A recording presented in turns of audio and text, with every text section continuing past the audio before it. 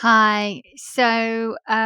Many of the wisdom transmissions I've been receiving recently, so it is August 2022, have been around the subject of love. And that's not really that unsurprising because my choice point this year involved my understanding of love. Um, it's kind of like it's been coming up a lot. And so it reminded me of a um, wonderful interview I saw with Ram Dass. And it was after he'd had a stroke, and he was being interviewed. I think it was just before he passed away. I'm not sure. It may have been just after. I'm not sure of the exact timing. But it's genuinely one of the best interviews I'd ever seen. And it was a very sincere and very lovely interviewer. And you're just going to have to take my memory of it. If you find the video ever, it may be slightly different. But this was my general impression of it. There is a very earnest and very lovely interviewer, and he would ask Ram Dass a very deep and meaningful question, something around like, how can we solve this global problem? And Ram Dass would kind of look at him and he would say, love, add more love. And then the interviewer would ask another question, and it would be like, people are feeling this at the moment, and what advice might you have for someone who's feeling this way?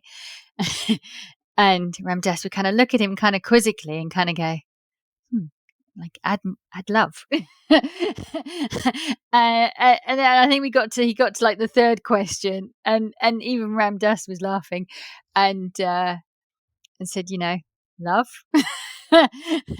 because to Ram Dass, of course, the answer is always going to be love. And I kind of say often, I even had it on my business cards at one point. The answer to every question is love. And it's so simple. It's so simple. And it is so effective and it's so true. And yet, human beings seem unable or unwilling to accept that it's true. They don't want to believe that the answer is so simple. And we sort of, it's almost like our minds want to complicate things, that it can't possibly be so simple. But also, I think slightly, it's like the mind is kind of addicted to its own suffering. If the answer was so simple and we could just apply it, and yet we don't want to, we can't believe it, it seems implausible to us. It's almost like we are addicted to our own suffering. Because, you know, the lack of love or the perceived lack of love is really truly at the bottom of all negative behavior. A lack of anything, and especially a lack of love or a perceived lack of love, is at the root of all violence. Really, if you take everything back to its original starting point, you can see that love really is the answer. But like all simple concepts, and it is a very simple concept, add love, add more love. It's not always easy. It can be simple, but not always easy to apply it. And I think in order to make an answer both simple and easy, you have to really kind of know what the truth is behind that answer. So, do we really, as the human race, truly know what love is? And I would say probably not. I would say most people don't really understand the true nature of love. What most human beings call love is an inherited concept, and it's kind of molded by our own experiences and by the concept that we inherited, usually from our primary caregivers. And so, what we believe to be love, whether that's romantic love, friendship love, family love, any kind of love that you want to name, is usually a concept. It's not usually true love. Most people, what people call love, is actually a deal. It's a trade deal. It's a deal between, it's a kind of a mutually beneficial deal to have our needs and expectations met. If you meet somebody and they meet your expectations and they seem to demonstrate your concept of love in their actions or in their behavior, and then you feel that and you attribute that as love because that matches all your expectations and criterias and your ideas of how that person can meet those needs within you.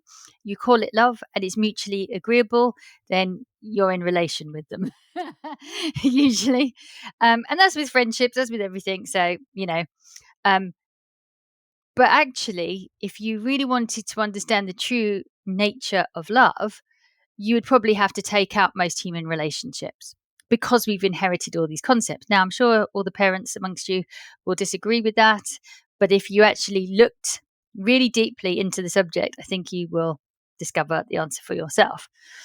But don't worry, we will go in the invincibility, becoming invincible together modules. We will cover the true nature of love. But for now, I'm going to just offer some key things that if you understand these things, that I think it would just help with ending suffering around the concept of love, right? So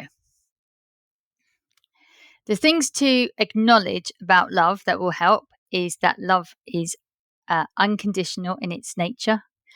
It is universal.